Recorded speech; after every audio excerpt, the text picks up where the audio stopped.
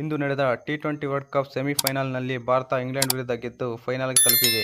ಭಾರತ ಬೌಲರ್ಗಳ ಮಾರಕ ದಾಳಿಗೆ ತತ್ತರಿಸಿದ ಇಂಗ್ಲೆಂಡ್ 68 ರನ್ಗಳ ಅಂತರದಲ್ಲಿ ಭರ್ಜರಿ ಜಯದೊಂದಿಗೆ ಫೈನಲ್ ಕಡೆ ಮುಖ ಮಾಡಿದೆ. ಈ ವಿಶ್ವಕಪ್ನಲ್ಲಿ ಆಡಿದ ಎಲ್ಲಾ ಪಂದ್ಯಗಳನ್ನು ಗೆದ್ದ ಟೀಂ ಇಂಡಿಯಾ ಅಶ್ವಮೇಧ ಯಾಗ ಕುದುರೆಯಂತೆ ಮುನ್ನುಗ್ಗುತ್ತಾ ಇದೆ. ಹಾಗೆಯೇ ವಿಶ್ವಕಪ್ ಸೆಮಿಫೈನಲ್ನಲ್ಲಿ ರೋಹಿತ್ ಪಡೆಗೆ ಎದುರಾದ ಸೋಲಿಗೆ ಈಗ ಸೇಡು ತೀರಿಸಿಕೊಂಡ ಟೀಂ ಇಂಡಿಯಾ. ಇನ್ನು ರೋಹಿತ್ ಶರ್ಮಾ, ಸೂರ್ಯಕುಮಾರ್ ಯಾದವ್, ಹಾರ್ದಿಕ್ ಪಾಂಡ್ಯ ಬ್ಯಾಟಿಂಗ್ನಲ್ಲಿ ಧೂಳು ಎಬ್ಬಿಸಿದರೆ, ಆ ನಂತರ ಬೌಲಿಂಗ್ನಲ್ಲಿ ಅಕ್ಷರ್ ಪಟೇಲ್, ಕುಲ್ದೀಪ್ ಯಾದವ್ ಇಂಗ್ಲಿಷರ ಮೇಲೆ ಕುದುರೆ ಸವಾರಿ ನಡೆಸಿದರು. ನೀನಾ ನಾನಾ ಅಂತ ಪೈಪೋಟಿ ಮೇಲೆ ವಿಕೆಟ್ಗಳ ಕಿತ್ತ ಈ ಇಬ್ಬರು ತಲಾ 3 ವಿಕೆಟ್ಗಳ ಕಿತ್ತರೆ, ಇವರ ದಾಳಿಗೆ ಚಿಂದಿ ಚಿತ್ರನಾದ ಇಂಗ್ಲೆಂಡ್ ಕೇವಲ 103 ರನ್ಗಳಿಗೆ ಆಲೌಟ್ ಆಯಿತು.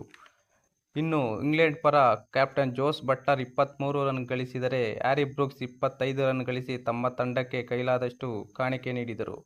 ಮೊದಲು ಟಾಸ್ ಸೋತು ಬ್ಯಾಟಿಂಗ್ ಮಾಡಿದ ಟೀಂ ಇಂಡಿಯಾದ ಕ್ಯಾಪ್ಟನ್ ರೋಹಿತ್ ಶರ್ಮಾ ಇಂಗ್ಲೆಂಡ್ ಬೌಲರ್ಗೆ ನಾಯಿಗೊಡ್ದಂಗೆ ಹೊಡೆದು 38 ಎಸೆತಗಳಲ್ಲಿ 6 4, 2 ಸಿಕ್ಸರ್ನಿಂದ 57 ರನ್ ಗಳಿಸಿ ಔಟ್ ಆದರೆ, ಆ ನಂತರ ಮಿಸ್ಟರ್ 360 ಸೂರ್ಯಕುಮಾರ್ ಯಾದವ್ 36 ಎಸೆತಗಳಲ್ಲಿ 47 ರನ್ ಗಳಿಸಿ ಔಟ್ ಆದರು. ಇನ್ನು ಹಾರ್ದಿಕ್ ಪಾಂಡ್ಯ, ಜಡೇಜಾ ಕೊನೆಯಲ್ಲಿ ತಂಡಕ್ಕೆ ಸಾಧ್ಯವಾದಷ್ಟು ರನ್ ಕಲೆ ಹಾಕಿದರು. ಇದರೊಂದಿಗೆ ಭಾರತ 20 ಓವರ್ಗಳಲ್ಲಿ 7 ವಿಕೆಟ್ಗಳು ಕಳೆದುಕೊಂಡು 171 ರನ್ ಗಳಿಸಿತು. ಇನ್ನು ಈ ಗುರಿಯನ್ನು ಬೆನ್ನಟ್ಟಿದ ಇಂಗ್ಲೆಂಡ್ 16.4 ಓವರ್ಗಳಲ್ಲಿ 103 ರನ್ಗಳಿಗೆ ಆಲ್ಔಟ್ ಆಯಿತು. ಅಕ್ಷರ್ ಮತ್ತು ಕುಲ್ದೀಪ್ ತಲಾ 3 ವಿಕೆಟ್ ತೆಗೆದರೆ, ಬೂಮ್ರಾ 2 ವಿಕೆಟ್ ಕಿತ್ತು ತಂಡದ ಗೆಲುವಿಗೆ ಕಾರಣಕರ್ತರಾದರು. ಒಟ್ಟಾರೆಯಾಗಿ ನೋಡುವುದಾದರೆ, ಆ ಕಡೆ ಬ್ಯಾಟಿಂಗ್, ಬೌಲಿಂಗ್ನಲ್ಲಿ ಆಲ್ರೌಂಡರ್ ಪರ್ಫಾರ್ಮೆನ್ಸ್ ನೀಡಿದ ಟೀಂ ಇಂಡಿಯಾ ಇಂಗ್ಲೆಂಡ್ ವಿರುದ್ಧ ಗೆದ್ದು ಫೈನಲ್ಗೆ ಸೇರಿದೆ. ಈ ಹಿಂದೆ ಟಿ20 ವರ್ಲ್ಡ್ ಕಪ್ನಲ್ಲಾದ ಸೋಲಿಗೆ ಈಗ ಟೀಂ ಇಂಡಿಯಾ ಸೇಡು ತೀರಿಸಿಕೊಂಡಿತ್ತು.